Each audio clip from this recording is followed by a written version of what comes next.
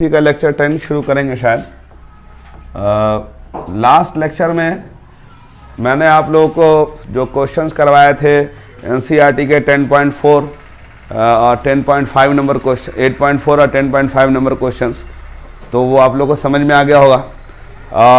आगे बढ़ने से पहले मैं जल्दी से रिवाइज करा देता हूँ। जल्दी से देखो, अल्काइल हैलाइड का 6 प्रिपरेशन कौन कौन सा, जल्दी से बोलो। अब मैं पूरे अल्काइल हैलाइड का प्रिपरेशन याद करा रहा हूँ, जल्दी से देखना। पहला प्रिपरेशन अल्कोहल से, अल्कोहल का 6 प्रिपरेशन है, ठीक है। और जिसमें पहला प्रिपरेशन है ZnCl2 विथ HCl। चेक करो, एनसीईआरटी बुक के साथ साथ चेक करो। ZnCl2 विथ HCl है। दूसरा जो है, दूसरा NaBr विथ H2SO4 है। तीसरा है PX3, उसका PX5 है। उसके बाद फिर क्या है बच्चों, SOCl2 है और P+X2 है। 6 प्रिपरेशन हो गया, ठीक है बच्चों। इसके अलावा अल्काइल हैलाइड का जो दूसरा प्रिपरेशन क्या था, मैंने लास्ट लेक्चर में बताया था। अल्केन का हैलोजेनेशन कराते हैं, फ्री रेडिकल हैलोजेनेशन, 2 प्रिपरेशन हो गया। तीसरा जो है आपको याद होगा, अल्कीन का HBr या HX से एडिशन कराते हैं, वो तीसरा प्रिपरेशन हो गया। जैसे मार्कोनिकॉफ्स रूल और एंटी मार्कोनिकॉफ्स रूल चल रहा होता है, ठीक है। चौथा जो है, चौथा मेथड जो है बच्चों मैंने आपको पढ़ाया था, वो कौन सा था, फिंकलिस्टन था और स्वाट रिएक्शन था, ठीक है। पाँचवा छठा हो गया, चौथा पांचवा हो गया। और छठा जो है बच्चों आपको याद होगा, वो सबसे आखिरी था सैंडमेयर रिएक्शन। ये अल्काइल हैलाइड का पूरा प्रिपरेशन जो है, पूरा प्रिपरेशन जो है वो मैंने आपको बता दिया है, ठीक है। ये बात बेसिकली जब फर्स्ट चैप्टर में आएंगे तो दोबारा हम पढ़ाएंगे, लेकिन मैं आप लोगों को रिकॉल करने के लिए ये सारी बातें बताई है। चलिए अब इससे आगे बढ़ते हैं। आपको याद होगा इंडक्टिव इफेक्ट का हम लोग फर्स्ट एप्लीकेशन डिस्कस कर रहे थे, और वो था स्टेबिलिटी ऑफ इंटरमीडिएट, जिसमें कार्बोकेटाइन की स्टेबिलिटी डिस्कस कर लिया था, 3 डिग्री, 2 डिग्री, 1 डिग्री। और मैंने कहा था कि कार्बेनाइन का जो स्टेबिलिटी ट्रेंड है जस्ट कार्बोकेटाइन का उल्टा होता है। फिर मैंने तीसरी बात बताई थी फ्री रेडिकल रिएक्शंस, ठीक है। फ्री रेडिकल्स रिएक्शंस में फिर मैंने आपको बताया था फ्री रेडिकल्स में 3 केस होता है। फ्री रेडिकल की स्टेबिलिटी ट्रेंड कार्बोकेटाइन के स्टेबिलिटी ट्रेंड से मैच करती है, यहाँ तक मैंने बताया था। और मैंने लास्ट लेक्चर में मैंने सवाल भी बनवा दिया था बच्चों। चलिए अब हम लोग आगे बढ़ते हैं, और आज जो हम लोग पढ़ेंगे वो है सेकंड एप्लीकेशन, एप्लीकेशन नंबर 1। अब जरा आप ध्यान से समझिएगा, एप्लीकेशन नंबर 1 पढ़ चुके हैं, आप एप्लीकेशन नंबर 2 शुरू कर रहे हैं बच्चों, ठीक है। मैंने कार्बोकेटाइन, कार्बेनाइन और फ्री रेडिकल की स्टेबिलिटी ट्रेंड पढ़ा दी है बच्चों। अब जो है हम लोग जो पढ़ेंगे वो आपका एप्लीकेशन नंबर 2 पढ़ेंगे, और वो है acidic and basic nature of compound. Acidic and basic nature of compound, ठीक है बच्चों। Acidic and basic nature of compound. अब ज़रा ध्यान से समझिएगा, ये जो है डिस्कशन जो है ये बहुत है ना सिंपल सा है। अगर आप समझ जाएंगे तो तुरंत बात समझ में आ जाएगी। सबसे पहली बात बच्चों, एसिडिक नेचर और बेसिक नेचर का क्या मतलब होता है। तो एसिड किसे कहते हैं आपको पता होना चाहिए। जो H+ आयन रिलीज करता है उसको एसिड कहते हैं, और जो H+ आयन जल्दी से रिलीज करता है वो स्ट्रॉन्ग एसिड होगा, ठीक है। और ये याद रखना है कि -I effect increase acidic nature of compound. -I effect increase acidic nature of compound. जरा बात को ध्यान से समझना। -I इफेक्ट एसिडिक नेचर को क्या करता है, इंक्रीज करता है। और वाइस वर्सा हम लिख देते हैं साथ में। इसका मतलब कि +I इफेक्ट जो होगा वो एसिडिक नेचर को डिक्रीज कर देगा, ठीक है। उसी तरह से +I effect increase basic nature of compound, basic nature of compound. और इसका वाइस वर्सा मतलब उल्टा हो जाएगा, ठीक है बच्चों। अब यहाँ बच्चों इस बात को बहुत ध्यान से समझना है, क्योंकि ये बहुत ही इंपॉर्टेंट बात मैं आपको डिस्कस कर रहा हूँ बच्चों, ठीक है। अगर आप समझ जाएंगे तो बहुत सारी चीज़ें आपसे सवाल जो होंगे वो बहुत आसानी से बन जाएंगे। 1 सेकंड में देख करके सवाल बनना शुरू हो जाएगा, ठीक है बच्चों। तो -I effect increasing acidic nature को बढ़ाता है, और +I इफेक्ट क्या करता है बच्चों, बेसिक नेचर को इंक्रीज करता है। वाइस वर्सा मैंने साथ में बता दिया बच्चों, ठीक है। चलिए अब हम लोग सबसे पहला केस हम लोग लेते हैं, एग्जाम्पल नंबर 1। अब देखो मैं ये कोशिश कर रहा हूँ बच्चों कि मैं सिर्फ आपके 12th के एनसीईआरटी में जो एग्जाम्पल्स दिए मैं पहले उसको पूरी तरह फोकस करूँगा। ज़रा बात को ध्यान से समझना, वही आपके एग्जाम में आने वाला है। एनसीईआरटी में एसिडिक नेचर के बारे में हम डिस्कस करेंगे और बेसिक नेचर के बारे में सिर्फ 12th का डिस्कस करेंगे, ठीक है। बाकी तो कॉन्सेप्ट मैं जनरल सबको बता दूंगा, उसमें नीट का भी क्वेश्चन इंक्लूड हो जाएगा, जेई का भी क्वेश्चन इंक्लूड हो जाएगा। अब मैं आपको सबसे पहले मैं जो डिस्कस करने जा रहा हूँ एसिडिक नेचर को डिस्कस करने जा रहा हूँ। किसको नेचर कर रहा हूँ? एसिडिक नेचर को। अब मेरे बच्चों एक बात ज़रा ध्यान से समझना, जो आम टीचर है ना नहीं बताता है, मैं आपको एक टेक्निक सिखा दूंगा जिससे क्या होगा कि आपको सारा सवाल अपने आप बनने लगेगा। सबसे पहले जब मैं एसिडिक नेचर की बात करता हूँ, ज़रा ध्यान से समझो क्या बोल रहा हूँ, लिखने से पहले सुनो ध्यान से। जब भी मैं एसिडिक नेचर की बात करता हूँ ना बच्चों, तो हमारा 12th का जो एनसीईआरटी है उसको मैं फोकस करके बता रहा हूँ। जब हम एसिडिक नेचर की बात कर रहे हैं तो एसिडिक नेचर अल्कोहल से शुरू होता है। ज़रा बात को ध्यान से समझना, कहाँ से शुरू होता है? अल्कोहल से, ठीक है। और दूसरा आता है फिनॉल, और तीसरा जो आता है वो कार्बोक्सिलिक एसिड आता है। ये तीन ही कंपाउंड है, ध्यान से समझ लो क्या बोल रहा हूँ। तीन ही कंपाउंड है जिसमें एसिडिक नेचर का बात आएगा, 3 कंपाउंड का है, ठीक है। और वो एसिडिक नेचर की बात जब आएगी तो हमको जो ध्यान रखना है, जो हमारे सिलेबस में है, वो एक अल्कोहल है जो एसिडिक होता है, दूसरा फिनॉल है जो एसिडिक होता है, तीसरा जो है कार्बोक्सिलिक एसिड है, कार्बोक्सिलिक एसिड। इसको अच्छी तरह से समझ लो। अगर आप अल्कोहल के बारे में याद कर लोगे तो फिनॉल अपने आप याद हो जाएगा, कार्बोक्सिलिक एसिड भी अपने आप याद हो जाएगा। मैं आपको पेज नंबर के साथ दिखा दूंगा, सारी बात समझ में आ जाएगी, ठीक है। सबसे पहले हम बात करते हैं एसिडिक नेचर ऑफ अल्कोहल की, ठीक है। पहला अल्कोहल को ले रहे हैं हम लोग और हम कोशिश करेंगे अल्कोहल को पहले डिस्कस करें, ठीक है बच्चों। और अल्कोहल को जब हम डिस्कस कर लेंगे तो आपको बहुत सारी बात यूं ही समझ में आ जाएगी, ठीक है बच्चों।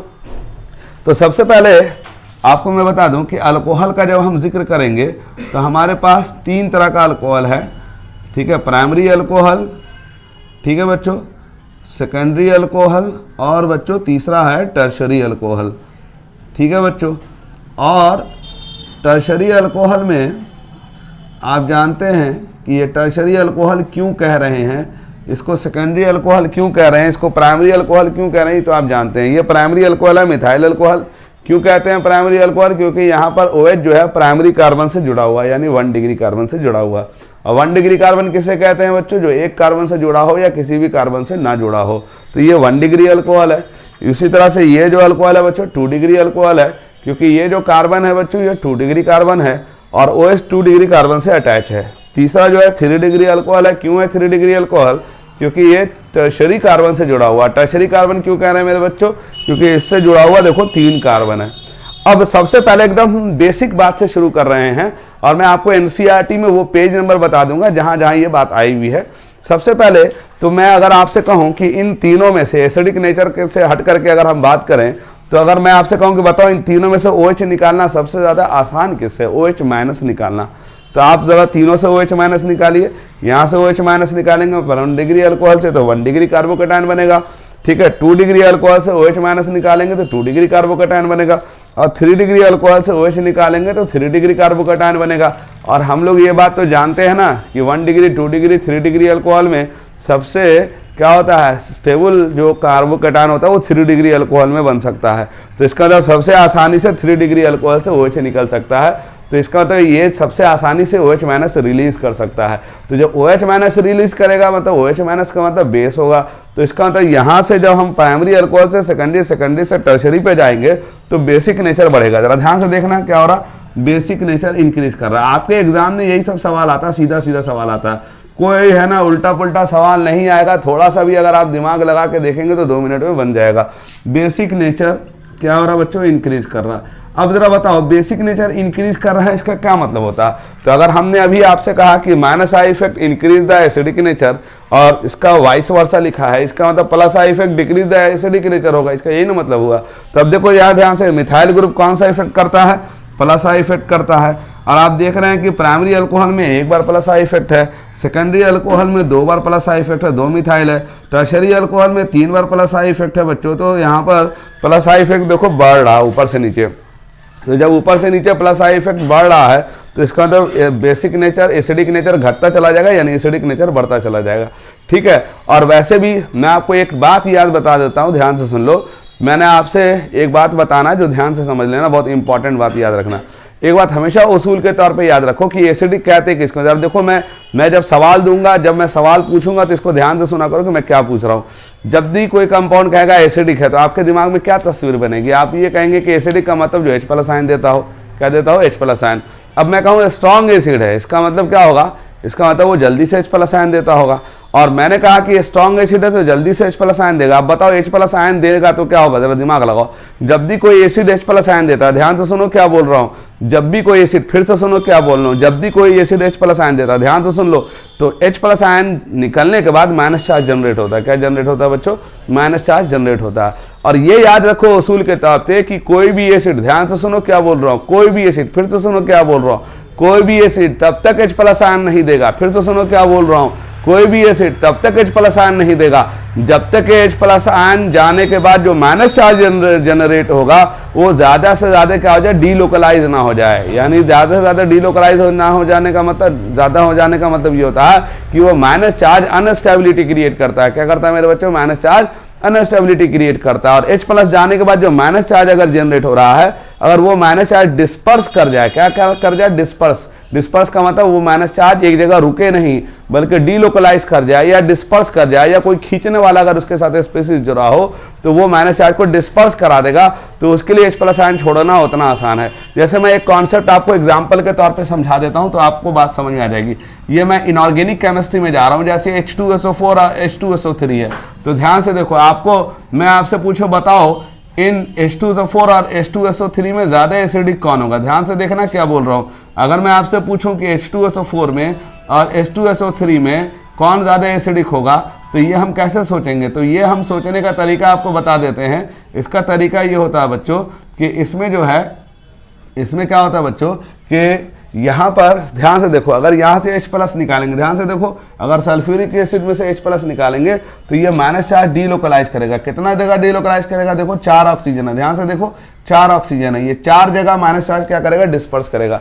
अब पूछोगे नहीं सर कैसे डिस्पर्स करेगा, तो मैं आपको बता देता हूँ, उसका राज भी बता देता हूँ।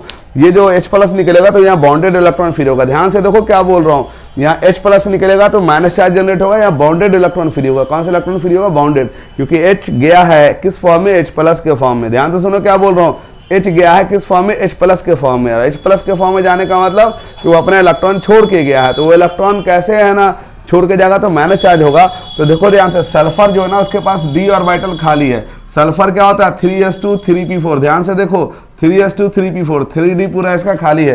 तो ये क्या करता है? अपने बॉन्डेड इलेक्ट्रॉन को सल्फर के पास भेज देता है। ध्यान से सुनो, बॉन्डेड इलेक्ट्रॉन को सल्फर के पास भेजेगा। तो ये बॉन्डेड इलेक्ट्रॉन को जब सल्फर के पास भेजेगा तो ये पाई सिस्टम उठ के ऊपर चला जाएगा। क्यों? क्योंकि यहाँ पर डबल है, ये सिंगल है, तो ये डबल बन जाएगा, तो बाय डिफॉल्ट ऊपर वाला सिंगल बन जाएगा।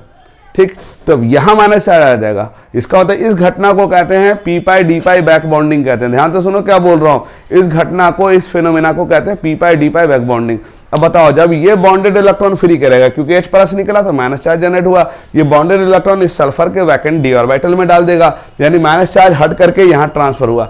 फिर ये जो है ना, ये जो पाई सिस्टम ऊपर चला जाएगा, फिर ये वापस फिर भेजेगा। ध्यान से देखना, ये वापस फिर भेजेगा, तो ये जो है, ये ध्यान से देखना, ये जब वापस फिर भेजेगा तो यहाँ पर का जो यहाँ जो सिस्टम होगा, ये डबल बॉन्ड यहाँ बन जाएगा। इसका तो ये जो कुल मिलाकर के बस इतनी मोटी सी बात समझो कि ये माइनस चार्ज 4 ऑक्सीजन पे डीलोकलाइज कर सकता है। कितने ऑक्सीजन पे डीलोकलाइज कर सकता है? 4 ऑक्सीजन पे। अब इधर देखना, SO3 H2SO3 में क्या हो रहा, अगर H+ निकलेगा तो माइनस चार्ज कितने ऑक्सीजन पे डीलोकलाइज होगा? 3 ऑक्सीजन पे डीलोकलाइज होगा। अब आप पूछेंगे नहीं कि सर ऑक्सीजन क्यों लेगा, तो आप जानते हैं ऑक्सीजन इलेक्ट्रोनिगेटिव एलिमेंट होता है, इलेक्ट्रॉन खींचता है। जैसे मैं एक और सवाल पूछूं, इसका मतलब ये होगा कि ये ज्यादा एसिडिक हो गया, ये कम एसिडिक हो गया। मैं अगर आपसे अगला सवाल पूछूं HClO4 HClO3, जरा बात को समझना, जो मैं कॉन्सेप्ट समझा रहा हूं इस कॉन्सेप्ट से सारा सवाल बनने लग जाएगा। और HClO, अब बताओ इन चारों में सबसे ज्यादा एसिडिक कौन होगा? तो ध्यान से देखो, मैंने अभी क्या रूल सिखाया आपको कि H+ निकालने के बाद जो माइनस चार्ज जनरेट हो वो ज्यादा से ज्यादा क्या हो जाए? डीलोकलाइज हो जाए, डिस्पर्स कर जाए। तो देखो यहाँ पर 4 ऑक्सीजन है, यहाँ पर 3 ऑक्सीजन है, यहाँ पर 2 ऑक्सीजन है, यहाँ पर 1 ऑक्सीजन है। तो देखो माइनस चार्ज सबसे ज्यादा डीलोकलाइज 4 ऑक्सीजन की वजह से होगा, क्योंकि ऑक्सीजन इलेक्ट्रॉन खींचने वाला है। इसका फिर दूसरे नंबर पे ये आएगा, तीसरे नंबर पे या चौथे नंबर पे HClO। तो इसका मतलब सबसे ज्यादा एसिडिक कौन होगा बच्चों? HClO4 होगा, फिर HClO3 होगा, फिर HClO2 होगा, HClO होगा। ये P ब्लॉक में भी पढ़ना है, इसलिए मैं यहाँ समझा दे रहा हूँ, अच्छी तरह से सुन लो। उसी तरह एक और एग्जांपल आपसे देता हूँ, HNO3 और HNO2 में। अब हम आपसे पूछे बताओ कौन ज़्यादा एसिडिक होगा, तो HNO3 मोर एसिडिक होगा। क्यों, देख रहा है ना यहाँ पर 3 ऑक्सीजन है तो यहाँ 3 जगह -4 डिलोकलाइज होगा, यहाँ 2 ऑक्सीजन है तो 2 ही जगह डिलोकलाइज होगा। ये कॉन्सेप्ट समझ में आ रहा है। याद रखो कि जब भी H+ आयन निकलेगा तो H+ आयन वही जल्दी निकालेगा, ध्यान से सुनो क्या बोल रहा हूँ, H+ आयन वही जल्दी निकालेगा जिसमें H+ निकलने के बाद -4 डिलोकलाइज हो जाए। जितनी ज्यादा पॉसिबिलिटी होगी डिलोकलाइजेशन की यानी डिस्पर्स करने की, उसके लिए H+ छोड़ना उतना आसान है। अब इसी बात को अब यहां मिला के देखो, ध्यान से देखना, यहां पर सब में एक H+ है तो देखो सब में से H+ निकालो, यहां से H+ निकालोगे तो -4 जनरेट होगा, यहां से H+ निकालोगे सेकेंडरी अल्कोहल से तो -4 जनरेट होगा, और यहां से H+ निकालोगे तो यहां भी -4 जनरेट होगा। अब बताओ इसमें जो ये जो ग्रुप जुड़ा हुआ है ये कौन सा ग्रुप है, इलेक्ट्रॉन खींचने वाला या देने वाला? डेफिनेटली ये इलेक्ट्रॉन देने वाला ग्रुप है, प्लस आई इफेक्ट है। और हमने क्या कहा, H+ आयन तभी निकलेगा जब H+ आयन छोड़ने के बाद जो -4 जनरेट हो वो ज्यादा से ज्यादा डिस्पर्स हो जाए, मतलब उस -4 को कोई खींच ले। लेकिन यहां पर तो खींचना तो दूर, यहां तो उल्टा इलेक्ट्रॉन देने वाला ग्रुप है ना। तो अब ध्यान से देखो, इन तीनों में अगर कंपैरिजन करोगे तो -4 यहां पर भी आ रहा है, यहां पर भी आ रहा है और यहां पर भी आ रहा है, लेकिन यहां -4 और ज्यादा इंटेंस होगा क्योंकि एक बार प्लस आई इफेक्ट हो रहा है यानी इलेक्ट्रॉन देने वाला ग्रुप है, तो इसका मतलब इलेक्ट्रॉन को खींचने के बजाय वो और इलेक्ट्रॉन डेंसिटी बढ़ा रहा है। इसका मतलब यहाँ से H+ आयन निकालना मुश्किल है। लेकिन अगर दूसरे वाले केस में देखेंगे तो H+ आयन निकालना और भी मुश्किल हो जाएगा क्योंकि यहाँ तो एक ही हजरत इलेक्ट्रॉन दे रहे थे ना, अब यहाँ तो 2-2 हजरत आ गए जो इलेक्ट्रॉन दे रहे हैं और ज्यादा इलेक्ट्रॉन डेंसिटी को बढ़ा देंगे, इलेक्ट्रॉन खींचने के बजाय इलेक्ट्रॉन देने ही लग जाएंगे, तो इलेक्ट्रॉन डेंसिटी और ज्यादा इंटेंसिफाई हो जाएगी। और याद रखो, इलेक्ट्रॉन डेंसिटी अगर एक जगह रुक जाती है तो वो इस चीज को पसंद नहीं करता एटम, क्योंकि इलेक्ट्रॉन डेंसिटी का मतलब इलेक्ट्रॉन होने का मतलब वो अनस्टेबल फॉर्म हो जाता है। उसी तरह से तीसरे वाले अल्कोहल में देखो तो इसमें 3-3 है ना अल्काइल ग्रुप है जो इलेक्ट्रॉन दे रहा है, तो इसका मतलब ये लीस्ट एसिडिक हो जाएगा। क्यों? क्योंकि इसके केस में 3 बार प्लस आई इफेक्ट हो रहा है। अब ये मैंने क्या लिखा, ध्यान से देखो, minus I effect increase the acidic nature of compound, इसका मतलब उल्टा है, वाइस वर्सा का मतलब plus I effect decrease the acidic nature of the compound होता है। तो ये आपको एग्जाम में आएगा 1 डिग्री 2 डिग्री 3 डिग्री अल्कोहल में आपसे बोलेगा पहचानो कौन सा मोस्ट एसिडिक है, तो जो 3 डिग्री अल्कोहल होगा मेरे बच्चों वो क्या हो जाएगा, लीस्ट एसिडिक होगा। क्यों? क्योंकि वहां प्लस आई इफेक्ट 3 बार हो रहा है, प्लस आई इफेक्ट बढ़ने से एसिडिक नेचर घट जाता है और प्लस आई इफेक्ट जितना कम होगा एसिडिक नेचर उतना ज्यादा होगा। अब मैं आपको आपके एनसीईआरटी बुक से खोज करके आपको पेज नंबर बता देता हूं, क्योंकि आप लोग है ना अगर इस चीज को देखेंगे तो आप लोग को दोनों समझ में आ जाएगी। मैं एक एक बात को तोड़ तोड़ के समझा रहा हूं मेरे बच्चों, अगर मेरी बात तुम समझ जाओगे तो तुमको याद हो जाएगा। अगर पेज नंबर 327 निकाल के देखो, पुराने बुक में पेज नंबर 327 में जाके देखो और नए बुक में जाके देखना है तो पेज नंबर 327 पुराने बुक में है और नए बुक में मैं आपको बता देता हूँ, उस पेज नंबर पे निशान लगा लेना। और वो नए बुक में जो है आपको दिया रहेगा वो पेज नंबर 335 पे दिया हुआ है, चेक करो, देखो लिखा हुआ है एसिडिटी ऑफ अल्कोहल।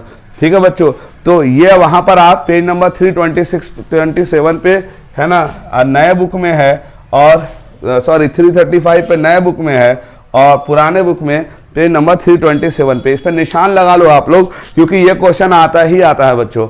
ठीक है बच्चों, अब आप बोलेंगे सर ये याद, ध्यान तो सुनो, मैं याद नहीं करवा रहा हूं, ध्यान तो सुनो, मैं आपको कह रहा हूं कि सोचना कैसे है। क्योंकि आप एग्जाम में जब ऑब्जेक्टिव क्वेश्चन आता है कहीं पर तो आपको बहुत आसानी से क्वेश्चन बन जाएगा, और अगर आप जो है इसको रटने की कोशिश करेंगे तो इससे आपका क्या होगा, आप सारी बात भूल जाएंगे।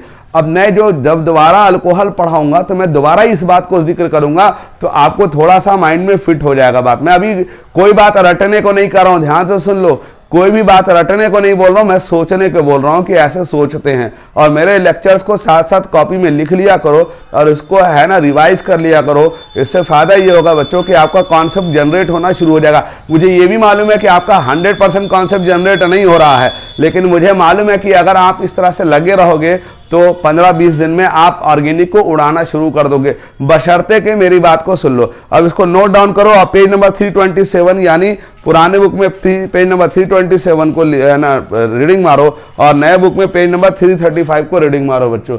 जल्दी इसको नोट डाउन करो और इस पर रीडिंग मार के देखो क्या कह रहा है। अब देखो बच्चों, यहां पर ये अल्कोहल का ट्रेंड आपको याद हो गया। देखो ध्यान से, अब जरा बात को मैं आपको रिलेट करना सिखा रहा हूं, ध्यान से सुनना क्या बोल रहा हूं। ये अल्कोहल का 1 डिग्री 2 डिग्री 3 डिग्री अल्कोहल में अल्कोहल सबसे ज्यादा एसिडिक कौन होगा, 1 डिग्री होगा, देन 2 डिग्री होगा, देन 3 डिग्री होगा। अब मैं एक बात बता देता हूं कि इनमें एक बात और समझ में आती है कि जब भी अल्कोहल रिएक्शन करने जाएगा, ध्यान से सुनो, जब भी अल्कोहल रिएक्शन करने जाएगा तो रिएक्शन वो दो तरह से कर सकता है, ध्यान से देखना। एक कार्बन ऑक्सीजन के बॉन्ड को तोड़कर रिएक्शन करेगा, एक ऑक्सीजन हाइड्रोजन बॉन्ड को तोड़कर रिएक्शन करेगा। तो याद रखो, अगर ऑक्सीजन हाइड्रोजन बॉन्ड तोड़ करके रिएक्शन करने की बात आएगी, ध्यान से सुनो क्या बोल रहा हूं, अगर ऑक्सीजन हाइड्रोजन बॉन्ड तोड़ के रिएक्शन करने की बात आएगी तो सबसे फास्ट 1 डिग्री अल्कोहल जाएगा, फिर 2 डिग्री जाएगा, फिर 3 डिग्री जाएगा। और अगर जिसमें कार्बन ऑक्सीजन बॉन्ड तोड़ करके रिएक्शन करने की बात आएगी बच्चों, तो सबसे फास्ट 3 डिग्री जाएगा, देन 2 डिग्री जाएगा, देन 1 डिग्री जाएगा। बात समझ में आ रही क्या बोला मैंने? तो अब यहां पर यह बात को याद रखना है कि 1 डिग्री, 2 डिग्री, 3 डिग्री अल्कोहल में सबसे ज्यादा एसिडिक 1 डिग्री होगा, फिर 2 डिग्री होगा, फिर 3 डिग्री होगा। बात को समझ लो क्या बोल रहा हूं। अब मैं जो बताने जा रहा हूं, मैं अब आपको शॉर्टकट टेक्निक बताने जा रहा हूं, जिससे कि आपको बहुत सारी बात वैसे ही समझ में आ जाएगी। और आप अगर एक बात को याद रखेंगे तो दूसरी बात अपने आप याद हो जाएगी। अब जरा कॉन्सेंट्रेट करना, ठीक है बच्चों। अब मैं आपको कॉन्सेंट्रेट करके बताता हूं कि मेरे लाल, आप सिर्फ अल्कोहल को चिपक जाओ तो अल्कोहल के साथ जो दूसरा एसिडिक कंपाउंड है वो फेनॉल है, और तीसरा जो है वो है कार्बोक्सिलिक एसिड। और मैं आपको इसके साथ बहुत सारा रिएक्शन याद करने का टेक्निक सिखा देता हूं, जिससे आपको बैठे बैठे रिएक्शन याद भी हो जाएगा और आपके दिमाग पे ज़्यादा जोर पड़ेगा भी नहीं, क्योंकि आपका दिमाग वैसे ही कमज़ोर है। तो मैं चाहता भी नहीं कि आपके दिमाग पे जोर पड़े। अब हमको देखना, अभी मैंने 1 डिग्री, इधर देखना, 1 डिग्री अल्कोहल, 2 डिग्री अल्कोहल और 3 डिग्री अल्कोहल में सजा करके दिखाया। सबसे ज्यादा कौन, फिर कौन, फिर कौन, समझा दिया बच्चों। समझ में आ रहा? सबसे ज्यादा 1 डिग्री अल्कोहल होगा, फिर 2 डिग्री होगा, सबसे कम एसिडिक होगा 3 डिग्री अल्कोहल। अब ध्यान से सुन लो, ये तो अल्कोहल का ट्रेंड हुआ, लेकिन अगर मैं, क्योंकि जब एसिडिक नेचर की बात आएगी तो मैं फेनॉल को भी साथ जोड़ दूंगा। ध्यान से देखना, अल्कोहल के साथ किसको जोड़ दिया? फेनॉल को। 3 ही कंपाउंड आना है एग्जाम में एसिडिक नेचर पे, अल्कोहल, फेनॉल और कार्बोक्सिलिक एसिड। इसके अलावा अल्लाह कसम एक भी क्वेश्चन दायां बायां नहीं होगा। बोर्ड की बात कर रहा हूँ, कंपटीशन की बात ना कर रहा हूँ अभी मैं, ठीक है। तो अगर मैं फेनॉल को जोड़ दूं इसमें, तो फेनॉल जो है बच्चों इन तीनों से ज्यादा एसिडिक होगा, यानी कि सबसे ज्यादा फेनॉल होगा एसिडिक, देन अल्कोहल होगा, देन 2 डिग्री अल्कोहल होगा, देन 3 डिग्री अल्कोहल होगा। अब एक बात मुझसे पूछ सकते हो सर कि ये तो समझ में आ प्लस आई इफेक्ट हो रहा है तो इसलिए 1 डिग्री है, फिर 2 डिग्री है, यहाँ क्या हो रहा है? तो ध्यान से देखना, यहाँ जो एसिडिक नेचर होगा, ध्यान से देखना, यहाँ जो एसिडिक नेचर होगा बच्चों, इसका जवाब क्या है? तो देखो यहाँ से H प्लस निकालो, ध्यान से देखना, यहाँ से H प्लस निकालो तो यहाँ माइनस चार्ज बनेगा, बोलो। और ये माइनस चार्ज मेरे बच्चों ये पूरे बेंजीन रिंग पर रोटेट कर जाएगा। बेसिकली ये फेनाइल ग्रुप होता है वो इलेक्ट्रॉन खींचने वाला ग्रुप होता है। तो देखो यहाँ सब में प्लस आई इफेक्ट है, इसमें माइनस आई इफेक्ट है, यानी ये जो फेनाइल ग्रुप है C6H5 को फेनाइल ग्रुप कहते हैं। ये इलेक्ट्रॉन जो H प्लस निकलेगा तो माइनस चार्ज जो जनरेट होगा वो उसको खींच करके नीचे उड़ा देगा, यानी डिस्पर्स करा देगा। तो इन चारों में सबसे ज्यादा एसिडिक यही है, ठीक।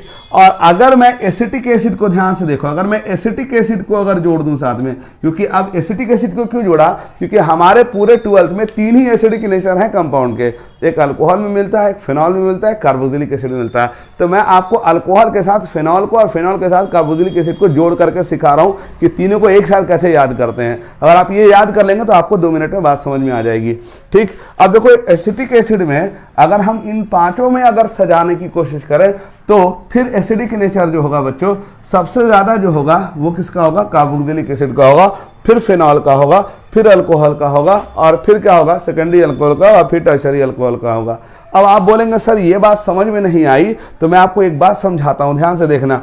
यहां से H प्लस निकालो, ध्यान से देखना, कार्बोक्सिलिक एसिड से H प्लस निकालो, ध्यान से देखना। अब इसको बहुत टेक्निकल बात पे मैं ले जा रहा हूं, कार्बोक्सिलिक एसिड से H प्लस निकाल रहा हूं, ध्यान से देखना। तो जब कार्बोक्सिलिक एसिड से H प्लस निकालूंगा तो इस पर माइनस चार्ज बनेगा, किस पे? ऑक्सीजन पे माइनस चार्ज बनेगा। और ये माइनस चार्ज कैसे डिस्पर्स होगा? तो देखो ये आगे वाले कार्बन को फॉरवर्ड कर देगा, क्योंकि ये बॉन्डेड इलेक्ट्रॉन है। याद करो अभी H प्लस जो है गया है वो अपना इलेक्ट्रॉन छोड़ के गया है, तो ये बॉन्डेड इलेक्ट्रॉन इस कार्बन को इलेक्ट्रॉन देगा। आप पूछोगे नहीं सर क्यों देगा? क्योंकि इस पे डेल्टा प्लस चार्ज है। आप पूछोगे नहीं सर इस पे डेल्टा प्लस चार्ज क्यों है? अरे बाबा ऑक्सीजन से जुड़ा हुआ है, ऑक्सीजन ज्यादा इलेक्ट्रोनेगेटिव होता है, तो ये जो H प्लस जो है गया तो इस पे बॉन्डेड इलेक्ट्रॉन फ्री हुआ, और इस कार्बन पे डेल्टा प्लस चार्ज है, यानी इलेक्ट्रॉन की कमी है, तो इसकी वजह से ये इलेक्ट्रॉन यहाँ ट्रांसफर होगा। तो जब ये इलेक्ट्रॉन यहाँ ट्रांसफर होगा तो डेफिनेटली ये क्या हो जाएगा, डबल बॉन्ड बनेगा। तो ये वाला जो डबल है वो सिंगल हो जाएगा। देखो मैं इसको रेजोनेट करके दिखा रहा हूँ, जरा बात को समझना जो मैं समझाना चाह रहा हूँ। अब देखो ये माइनस चार्ज यहाँ आ गया और ये डबल बॉन्ड बन गया, ठीक है। अब ध्यान से देखना, ये माइनस चार्ज जो H प्लस निकला था, तो ये माइनस चार्ज दो ऑक्सीजन पे घूम रहा है, कभी इस पे कभी इस पे कभी इस पे कभी उस पे। लेकिन यहाँ पर अगर हम दिखाना चाहेंगे फाइनल स्ट्रक्चर, तो ध्यान से देखना, ये माइनस चार्ज मेरे बच्चों ये दोनों ऑक्सीजन पे इक्वली डिस्ट्रीब्यूट हो जाएगा, यानी यहाँ दो बार रेजोनेंस हो रहा है, ठीक है। अब आप बोलोगे सर यहाँ का क्या मामला है, तो ध्यान से देखना, ये बात जो मैं बहुत बारीक बात बता रहा हूँ ध्यान से सुनोगे, बहुत इंपॉर्टेंट बात बता रहा हूँ, रटने की कोशिश मत करना। मैं यहाँ पर आपको सारी बात याद करा दूंगा, पूरा रिएक्शन मेरे अंडर में है, मैं याद करा दूंगा। 1 मिनट में आप देख के समझ जाएंगे कि सर ये तो बहुत आसान बात है। जरा ध्यान से सुनो, पहले तो ये याद कर लो कि अमॉन्ग जितने भी एसिड है हमारे 12th में, कौन है 1 डिग्री 2 डिग्री 3 डिग्री अल्कोहल, इसमें सबसे ज़्यादा एसिडिक 1 डिग्री है, फिर 2 डिग्री है, फिर 3 डिग्री है। और अगर फिनॉल को जोड़ दूं मैं इसमें, तो फिनॉल उससे ज़्यादा एसिडिक है। और अगर कार्बोक्सिलिक एसिड को जोड़ दूं तो कार्बोक्सिलिक एसिड इससे भी ज़्यादा एसिडिक है, फिनॉल से भी ज़्यादा एसिडिक है, ठीक है। अब आप एक सवाल पूछेंगे सर ये एसिडिक क्यों, तो ध्यान से देखो, यहाँ से H प्लस निकला, इसको हम लोग बोलते हैं कार्बोक्सिलेट एनायन। ध्यान से सुनो क्या बोल रहा हूँ, कार्बोक्सिलेट एनायन बोलता हूँ मैं। और ये कार्बोक्सिलेट एनायन बच्चों रेजोनेंस स्टेबलाइज्ड है, यानी ये माइनस चार्ज डिस्पर्स कर रहा, कभी इस ऑक्सीजन पे जा रहा है, कभी इस ऑक्सीजन पे जा रहा है, तो यहाँ पर इस वजह से ये रेजोनेट कर रहा। अब इसमें देखो 2 बार रेजोनेंस स्ट्रक्चर है, ध्यान से सुनो कितना बार रेजोनेंस है, 2 बार। और अभी मैंने आपसे क्या सिखाया कि जितना ज्यादा H प्लस आयन निकलने के बाद माइनस चार्ज डिस्पर्स कर जाए उतना ज्यादा एसिडिक होगा। सुना क्या बोला, उतना ज्यादा एसिडिक होगा। तो इसका मतलब यहाँ 2 बार माइनस चार्ज डिस्पर्स कर रहा है, तो इसका मतलब as compared to this as compared to alcohol ये एसिडिक होगा। लेकिन फिनॉल में क्या मामला होगा इसको समझ लो। फिनॉल में बच्चों ये इलेक्ट्रॉन जो बॉन्डेड इलेक्ट्रॉन फ्री हुआ, क्योंकि H प्लस तो बाहर निकल गया, तो ये बॉन्डेड इलेक्ट्रॉन आगे वाले कार्बन को अप्रोच कर देगा। आगे वाले का मतलब इस कार्बन को अप्रोच करेगा और इससे बॉन्ड बना लेगा। तो बताओ क्या होगा, जब ये यहाँ बॉन्ड बनाएगा डबल, तो ये डबल बॉन्ड आगे घसक जाएगा। बात समझ में आ रही है? ध्यान से देखो, यहाँ पर डबल बॉन्ड बन गया, ध्यान से देखो यहाँ डबल बॉन्ड बन गया, और ये जो है ये आगे फॉरवर्ड हुआ तो माइनस चार्ज यहाँ आ गया, फिर ये आगे फॉरवर्ड हुआ तो ये पाई सिस्टम और आगे जाएगा।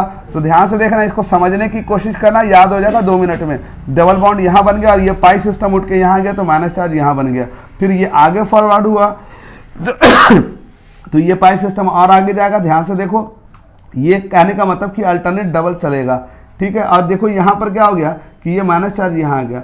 अब ध्यान से देखो, फिनॉल में H प्लस निकला, ध्यान से देखना, ये रीजनिंग क्वेश्चन है, ध्यान से सुनो, रीजनिंग क्वेश्चन है, ये आएगा, खानदानी क्वेश्चन है, 12th का खानदानी क्वेश्चन है, आता ही आता है, बहुत आसानी से बन जाएगा, सुनोगे ध्यान से तो समझ में आ जाएगा। फिनॉल में जब H प्लस निकलेगा तो इसको हम बोलते हैं फिनॉक्साइड आयन। क्या बोलते हैं मेरे बच्चों? Phenoxide ion. अब देखो यहाँ माइनस चार्ज 3 बार रेजोनेट कर रहा है। एक बार देखो ऑर्थो पोजीशन पे आ गया, देखो यहाँ पर आ गया माइनस चार्ज, फिर एक बार पारा पोजीशन पे माइनस चार्ज आ गया, एक बार फिर ऑर्थो पोजीशन पे माइनस चार्ज आ गया, यानी यहाँ 3 बार रेजोनेंस हो रहा है। और देखो एसिटिक एसिड में 2 बार रेजोनेंस हो रहा है, एक बार माइनस चार्ज इस ऑक्सीजन पे है, अगली बार माइनस चार्ज इस ऑक्सीजन पे है, तो यहाँ 2 बार रेजोनेंस है, यहाँ 3 बार रेजोनेंस है। और अभी मैंने एक बात बोली थी, ध्यान से सुनो क्या बोल रहा हूँ, अभी मैंने एक बात बोली थी, जितना ज्यादा H प्लस आयन निकलने के बाद जितना ज्यादा माइनस चार्ज डीलोकलाइज कर जाएगा वो उतना एसिडिक होगा, बोला है ना मैंने। तो उस लिहाज से क्या होना चाहिए, कार्बोक्सिलिक एसिड में 2 बार रेजोनेंस हो रहा है, 2 बार डीलोकलाइजेशन हो रहा है, माइनस चार्ज 2 बार डिस्पर्स कर रहा है, और फिनॉक्साइड आयन में 3 बार फिनॉक्साइड आयन क्या हो रहा है, रेजोनेट स्टेबलाइज हो रहा है। तो अब इन दोनों में अगर कंपैरिजन करोगे, कार्बोक्सिलिक एसिड और अल्कोहल में कंपैरिजन करोगे, तो इन दोनों में कार्बोक्सिलिक एसिड को कम एसिडिक होना चाहिए और फिनॉल को ज्यादा एसिडिक होना चाहिए। जरा बात को सुनो ध्यान से, फिनॉल को ज्यादा एसिडिक होना चाहिए। आप पूछोगे सर क्यों? अरे भाई 3 बार रेजोनेंस हो रहा, माइनस चार्ज 3 जगह डिस्पर्स कर रहा, और कार्बोक्सिलिक एसिड में माइनस चार्ज सिर्फ 2 ही जगह डिस्पर्स कर रहा, तो उस लिहाज से फिनॉल को ज्यादा एसिडिक होना चाहिए। लेकिन ऐसा होता नहीं है, ये रीजनिंग क्वेश्चन हुआ, मैं पेज नंबर के साथ बता दूंगा, वो क्वेश्चन वहां पर लिखा हुआ, ये ऐसा होता नहीं है। आपसे सवाल क्या पूछेगा, ध्यान से सुनो, आपसे पूछेगा कि भाई फिनॉल ज्यादा एसिडिक नहीं होता, कार्बोक्सिलिक एसिड ज्यादा एसिडिक क्यों होता है? हालांकि फिनॉल में 3 बार रेजोनेंस है, कार्बोक्सिलिक एसिड में 2 बार रेजोनेंस है। तो इसका रीजन बता देता हूं, ध्यान से सुनो, इसका रीजन पेज नंबर वाइज के हिसाब से बता दूंगा। पहले ध्यान से सुनो क्या है इसमें जो रेजोनेंस हो रहा है, इसमें माइनस चार्ज देखो ऑक्सीजन पे मिल रहा, देखो एक बार ऑक्सीजन पे इस पे माइनस चार्ज, एक बार ऑक्सीजन पे इस पे माइनस चार्ज है, ठीक। और यहाँ जो रेजोनेंस हो रहा है, ध्यान से देखो, यहाँ जो माइनस चार्ज घूम रहा है वो किस पे घूम रहा है, कार्बन पे, ऑर्थो वाले पे, फिर पारा वाले कार्बन पे, फिर ऑर्थो वाले कार्बन पे, 3 जगह। अब बताओ इन तीनों इन रेजोनेंस में कोई फर्क नजर आ रहा है? हाँ, आ रहा है। बोलोगे सर क्या? तो ध्यान से देखो, इसमें जो माइनस चार्ज है वो इलेक्ट्रोनिगेटिव एटम पे मौजूद है और इसका जो माइनस चार्ज है वो किस पे मौजूद है? कार्बन पे। अब बताओ ऑक्सीजन के रहते हुए, ऑक्सीजन इलेक्ट्रोनिगेटिव है ज्यादा किससे? कार्बन से। तो ऑक्सीजन के रहते हुए इलेक्ट्रॉन अगर कार्बन पे घूमेगा तो वो रेजोनेंस स्ट्रक्चर स्टेबल नहीं माना जाएगा। जैसे फॉर एग्जांपल दाऊद भाई के रहते हुए कोई जो है माल जो है लेके भाग जाए, यानी ऑक्सीजन तो ज्यादा इलेक्ट्रोनिगेटिव है, वो सबसे इलेक्ट्रॉन खींचता, और कोई उससे इलेक्ट्रॉन खींच करके माइनस चार्ज कार्बन को घुमा रहा है। हालांकि ये माइनस चार्ज किस पे आना चाहिए? इलेक्ट्रोनिगेटिव एटम पे आना चाहिए, लेकिन इसका जो माइनस चार्ज है बच्चों रेजोनेट करके कार्बन पे घूम रहा है और इसका माइनस चार्ज रेजोनेट करके ऑक्सीजन पे ही घूम रहा है। तो जब रेजोनेंस ज्यादा होगा तो जरूरी नहीं कि कंपाउंड ज्यादा एसिडिक हो जाए, उसमें जरूरी शर्त यह है कि जो रेजोनेंस स्ट्रक्चर बने वो स्टेबल रेजोनेंस स्ट्रक्चर बने। और स्टेबल रेजोनेंस किस में होता है? जिसमें माइनस चार्ज ज्यादा इलेक्ट्रोनिगेटिव एटम पे आए। किस पे आ जाए? ज्यादा इलेक्ट्रोनिगेटिव एटम पे आ जाए। अब ध्यान से सुनो, मैं जो बोलना चाह रहा हूं, मैं ये दो बातें आपको बताना चाह रहा हूं। एक तो आपको सीधा ट्रेंड आएगा कि अल्कोहल में बताओ सजा दो एसिडिक नेचर के आधार पे, और अगर उस पे एक वर्जन आगे बढ़ा देगा तो फिनॉल को साथ जोड़ देगा, और फिर अगर एक वर्जन आएगा तो कार्बोक्सिलिक एसिड को साथ जोड़ देगा। तो याद रखो सबसे ज्यादा एसिडिक कार्बोक्सिलिक एसिड है, फिर फिनॉल है, और सबसे कम जो है अल्कोहल होगा। अल्कोहल में भी 3 डिग्री सबसे कम होगा। ये तो अरेंजमेंट हो गया। दूसरा आपसे सवाल पूछ सकता है रीजनिंग क्वेश्चन के शक्ल में कि why carboxylic acid is more acidic than phenol, even they have only 2 resonance possibility and in case of phenol there is the 3 resonance possible arrangement. तो why this one is possible कि phenol is more less acidic than alcohol, यानी phenol में 3 बार resonance हो रहा है और carboxylic acid में 2 ही बार resonance हो रहा है। तो जितना बार रेजोनेंस ज्यादा होगा उतना H+ आयन निकालना आसान है। तो उस लिहाज से तो फिनॉल को ज्यादा एसिडिक होना चाहिए, लेकिन होता कौन है बच्चों? ज्यादा एसिडिक कौन होता है बच्चों? ज्यादा एसिडिक कार्बोक्सिलिक एसिड होता है। उसका राज ये है कि इसका जो कार्बोक्सिलेट आयन का जो रेजोनेंस है वो ज्यादा स्टेबल है और फिनॉल का जो फिनॉक्साइड आयन का जो रेजोनेंस है वो कम स्टेबल है। इसलिए क्योंकि यहां पर जो माइनस चार्ज हो रहा है वो ज्यादा इलेक्ट्रोनिगेटिव एटम पे है और यहां का जो माइनस चार्ज है वो कम इलेक्ट्रोनिगेटिव एटम पे है। और याद रखो ऐसा रेजोनेंस स्ट्रक्चर जिसमें minus charge less electronegative atom पे मौजूद हो वो रेजोनेंस क्या होगा? उतना स्टेबल रेजोनेंस स्ट्रक्चर नहीं माना जाता।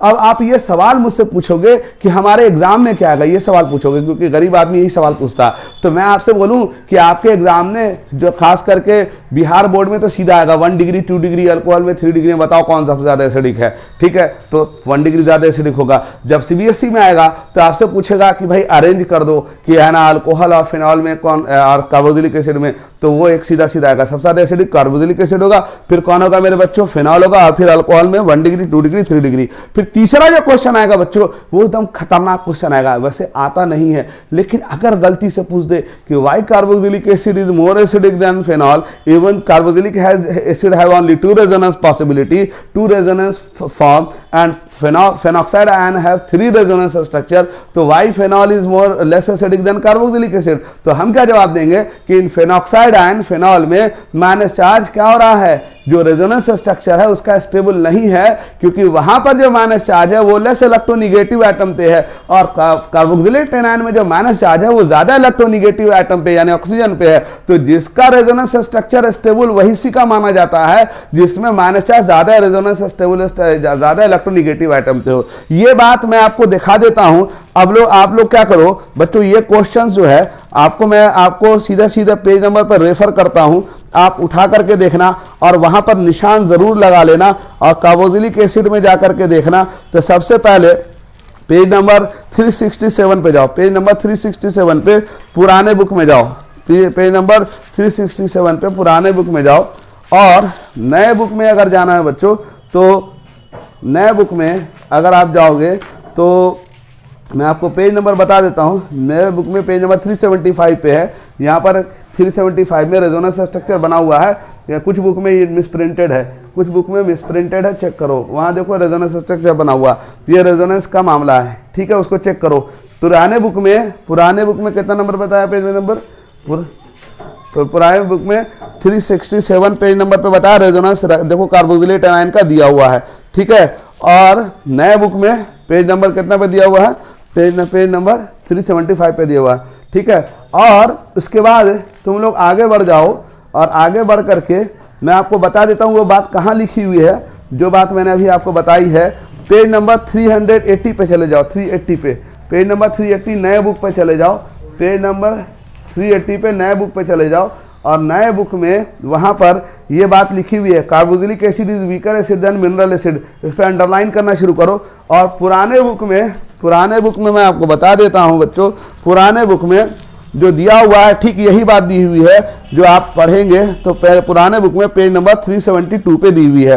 देखो यहाँ से carboxylic acid is weaker acid than mineral acid but stronger acid than alcohol and many simple alcohol, ठीक है। और साथ में यहाँ पर दिया हुआ है, अगर इस बात को अगर तुम पढ़ोगे तो हाइयर एसिडिटी, इससे अंडरलाइन करना शुरू करो, higher acidity of carboxylic acid as compared to phenol, लिखा हुआ है देखो, higher acidity of carboxylic acid as compared to phenol can be understood similarly the conjugate base of carboxylic acid, carboxylic acid का conjugate base, क्या बोल रहा हूँ, carboxylic acid का कंजुगेट बेस। अब एक बात समझ लो ध्यान से, सब कुछ सुन लो, H+ निकलने के बाद इधर देखना सब कोई, H+ निकलने के बाद जो कार्बोक्सिलेट एनायन बनता है उसको कार्बोक्सिलेट क्या कंजुगेट बेस कहते हैं, क्या कहते हैं, कंजुगेट बेस कहते हैं। तो देखो ये बात लिखी हुई है, और वो क्या लिखी हुई है, वो ये लिखी हुई है कि the conjugate base of phenol a phenoxide ion has non equivalent resonance structure in which negative charge is at less electronegative carbon atom. देखो लिखा हुआ है, ये बात अंडरलाइन कर लो, इस सारे पॉइंट्स को अंडरलाइन करो। ये रीजनिंग क्वेश्चन है बच्चों, ये रीजनिंग क्वेश्चन है, ये आएगा CBSE वालों के लिए खानदानी क्वेश्चन है, ठीक है। ये रीजनिंग क्वेश्चन का मैं जब बंच बनाऊंगा तो वो रीजनिंग क्वेश्चन मैं लिख दूंगा, लेकिन फिलहाल आपको मैं बताना क्या चाह रहा हूं, ये बात आपको समझ में आ गई, इसको लाइन बाय लाइन पढ़ लीजिएगा। और एक बात मैं और बता दूं, सब कुछ सुन लो ध्यान से, याद रखो एसिडिक नेचर को pKa के टर्म में डिफाइन करते हैं, ध्यान से सुन लो, pKa के टर्म में डिफाइन करते हैं। जिस एसिड का pKa वैल्यू जितना कम होगा वो उतना स्ट्रॉन्ग एसिड होगा, ध्यान से सुन लो, जिस एसिड का pKa वैल्यू जितना कम होगा स्ट्रॉन्ग एसिड होगा, या जिस एसिड का Ka वैल्यू जितना बड़ा होगा उतना स्ट्रॉन्ग एसिड होगा। फिर से सुन लो, जिस एसिड का Ka वैल्यू बड़ा होगा उतना स्ट्रॉन्ग एसिड होगा, यानी जिस एसिड का pKa वैल्यू जितना कम होगा उतना स्ट्रॉन्ग एसिड होगा। तो एसिड जब बोलते हैं ना, एसिड जब बोलते हैं तो Ka वैल्यू दिया होगा तो देखना जिसका Ka ज्यादा होगा उतना स्ट्रॉन्ग एसिड होगा, और जिसका अगर Ka वैल्यू के टर्म में ना दिया जाए, pK वैल्यू के टर्म में दिया रहे, तो जिसका pK जितना छोटा होगा उतना स्ट्रॉन्ग एसिड होगा। अब ये रीजनिंग क्वेश्चन के शक्ल में आप अपने NCERT बुक, अपने बुक में लिख लो कि Y phenol is less acidic than carboxylic acid, या इसी को सवाल को पलट करके लिख लो, Y carboxylic acid is more acidic than phenol, तो उसका जवाब वहीं पर लिखा हुआ है। और ये जवाब मैंने आपको समझा दिया है। ये बच्चों सबसे इंपॉर्टेंट रीजनिंग क्वेश्चन है कि अगर कभी पूछते कि भाई कार्बोक्सिलिक एसिड मोर एसिडिक होता है फिनॉल से, या फिनॉल लेस एसिडिक होता है कार्बोक्सिलिक एसिड से, तो इसका जवाब आपको समझ में आ गया होगा बच्चों। अब इसको नोट डाउन कर लें, और साथ में क्वेश्चन के तौर पे अपने बुक में, कॉपी में लिखेंगे why carboxylic acid is more acidic than phenol, और में लिखेंगे why phenol is less acidic than carboxylic acid. सवाल समझ में आ गया। मैं हिंदी में बोलता रहता हूं कि फिनॉल में 3 बार रेजोनेंस है, कार्बोक्सिलिक एसिड में 2 बार रेजोनेंस है, तो फिनॉल को ज्यादा एसिडिक होना चाहिए था, लेकिन कौन ज्यादा एसिडिक हो गया, कार्बोक्सिलिक एसिड। इसका जवाब आपको ये होगा कि कार्बोक्सिलिक एसिड में 2 बार रेजोनेंस है, लेकिन इसका जो रेजोनेंस पॉसिबिलिटी है वो ज्यादा स्टेबल है, क्योंकि इसका जो रेजोनेंस पॉसिबिलिटी में माइनस चार्ज ऑक्सीजन पे इलेक्ट्रोनेगेटिव एटम पे मौजूद है, और फिनॉल में लेस फेनॉक्साइड आयन में minus charge less electronegative carbon पे मौजूद है। और याद रखो, जिस रेजोनेंस में माइनस चार्ज ज्यादा इलेक्ट्रोनेगेटिव एटम पे होता है वो ज्यादा स्टेबल रेजोनेंस है ना माना जाता है, और फिनॉल के केस में जो माइनस चार्ज है वो लेस इलेक्ट्रोनेगेटिव कार्बन पे मौजूद है। बच्चों इसको एक बार नोट डाउन कर लो, और इसको नोट डाउन करने के बाद फिर मैं एक बात आपको बताऊंगा। इसको मैंने 3 एसिड को एक साथ जोड़ दिया है, कार्बोक्सिलिक एसिड को, फिनॉल को और अल्कोहल को, तीनों को एक साथ जोड़ा है। अगर आप ये तीनों बात एक साथ समझ जाएंगे तो आपको ये बात समझ में आ जाएगी, इसका जितना भी रिएक्शन है, करीब 15 रिएक्शन इससे बनता है, वो 15 रिएक्शन 15 सेकंड में याद हो जाएगा। पहले इसको नोट डाउन कीजिए, मैं आपको रिएक्शन करना सिखा देता हूं, फिर आप वो रिएक्शन के पोर्शन में अपने आप याद हो जाएगा, आपको दोनों चीज एक साथ याद हो जाएगी।